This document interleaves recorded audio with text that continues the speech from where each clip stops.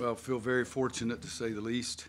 I questioned our kids' toughness throughout the whole game and still was doing it at the end, but I think they answered it pretty well down the stretch. They made plays, made shots. Luke, well, first of all, I called a play for Kobe in the corner. I jumped on him the other day. I said, I've called this for you a couple of times this year, and you haven't made it, and he made a big three. Called the play for Luke at the end of regulation, and I think it was the end of regulation when he made the three on the dribble spin out, and he had played, in my opinion, he hadn't played very well, but he made a big-time shot there, and then got another one. I called more plays the last 5 minutes, and I've called it the entire year. Don't like doing that because I think we need to be able to play basketball, but then Kenny made the three out of a set play as well, but Cam made the free throws. Kobe made a big play. Luke made a big basket. Kenny made a big basket. So got a lot of things going for us down the stretch. And I know this sounds silly, but I do feel for Jimmy and his team. I think they're fighting some really, really difficult odds. They played Thursday night. Had some guys hurt. I don't even think he got to practice Thursday and Friday. And they dominated us. They controlled everything. The little rascal is something else. It's hard to get the ball out of his hands.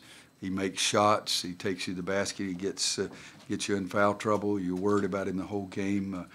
We tried playing it regular. We tried switching. We tried doubling him, and I don't know if any of it worked. But we're sitting here feeling very lucky right now. Seven said a few games ago that you've often questioned this team's toughness. Have you seen any advancement on that? Last three minutes of regulation today and the overtime, I'd say yes. I mean, we're like down 6 or 7 inside this 7-minute mark. So I thought they were really tough today.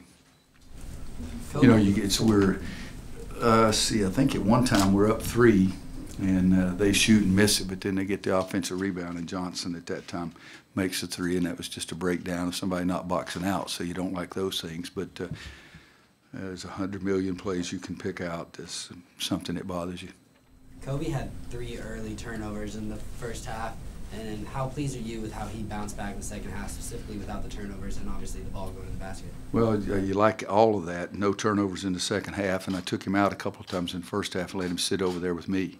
I challenged him a little bit. Well, not just him, some of the other guys too. I mean, he had 3 turnovers, Kenny had 2. We had 5 turnovers at half, and the guards had all 5 of them. So I told him I can play golf, and none of them know what the dickens I'm talking about. If I play poorly on the front 9, that doesn't mean I'm going to play poorly on the back 9.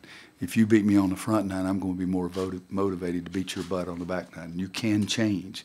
You can't just say, oh, it's a bad day.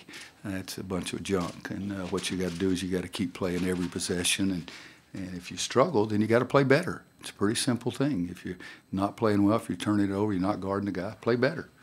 It's a simple game. You play better, and things are happier in the locker room. Numbers on the glass reflect the toughness that you're talking about.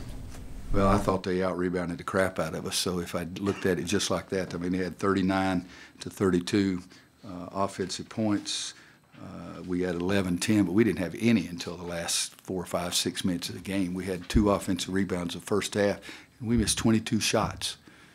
22 shots, and we got 2 offensive rebounds. So that would be one point. I'd still say they were probably tougher than us.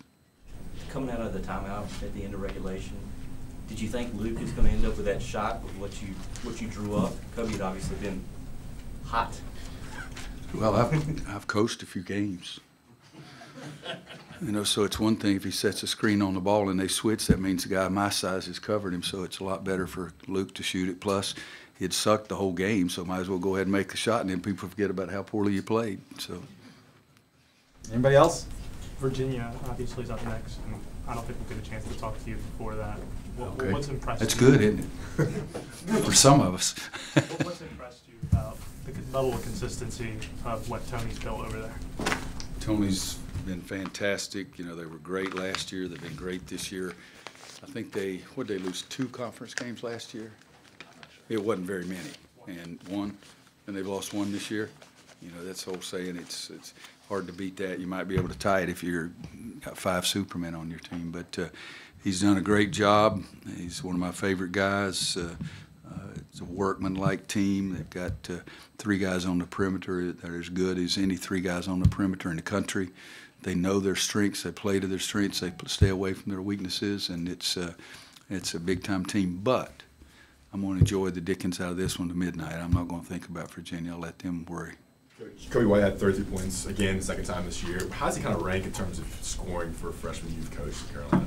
Seems like he's one of the. Well, at his position, he's been, I'd say, the best. You know, not his position. We had a big, ugly dude that got 40 one night as a freshman. So, and be sure and tell him I said that.